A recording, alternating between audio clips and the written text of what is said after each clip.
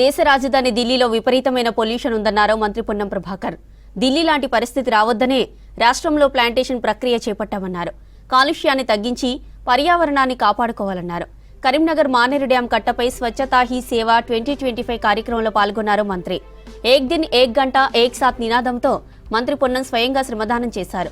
Lower Maneru dam పరిసరాల్లో చీపురు పట్టి చెత్తను, ప్లాస్టిక్ వ్యర్థాలను విద్యార్థులతో కలిసి తొలగించారు. క్లీన్ అండ్ గ్రీన్ ఒక్కరోజు కాదని ప్రతిరోజు పాటించాలన్నారు మంత్రి. కార్యక్రమంలో collector Pamela Satpathy, municipal commissioner Prafull Desai, SUDA chairman Komatireddy Narender Reddy, నాయకులు వెలిచాల రాజేందర్రావు పాల్గొన్నారు.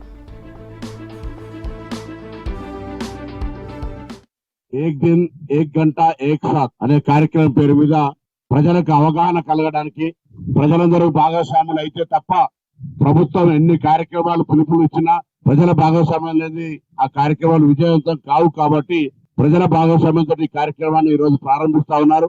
ఇది ఒక రోజు కొరకు పరిమితమై, ఒక గుంట కొరకు పరిమితమైనటువంటి కార్యక్రమం కాదు.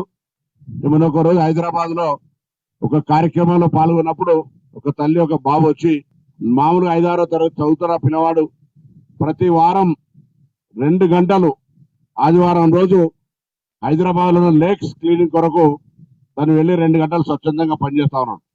ఇదొక హ్యాపీగా, ఇదొక అలవాటుగా మన జీవితంలో ఇదొక భాగంగా స్వచ్ఛత అనేది చేసుకుంటే తప్ప రాబోయే కాలం లోపల మనం తరాలు మరి బాగుండేటువంటి పరిస్థితి లేదు.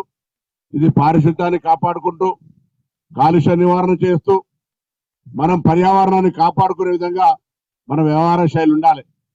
ఇక్కడ మనం తిన్న చెత్త ఎక్కడ కూడా ఎక్కడెక్కడ రోడ్ల మీద వేసేటువంటి విధంగా ఉన్నట్టయితే సమాజంలో సామధాన భేద దండ ముందుగా కన్విన్స్ చేస్తూ, అందరికీ అవగాహన తెలిసినప్పటికీ కూడా మనం ఏ కవర్ ఐస్ క్రీమ్ తింటారు, పల్లె అవుతుంటారు, రోడ్డు మీద వారేసిపోతూ ఉంటారు.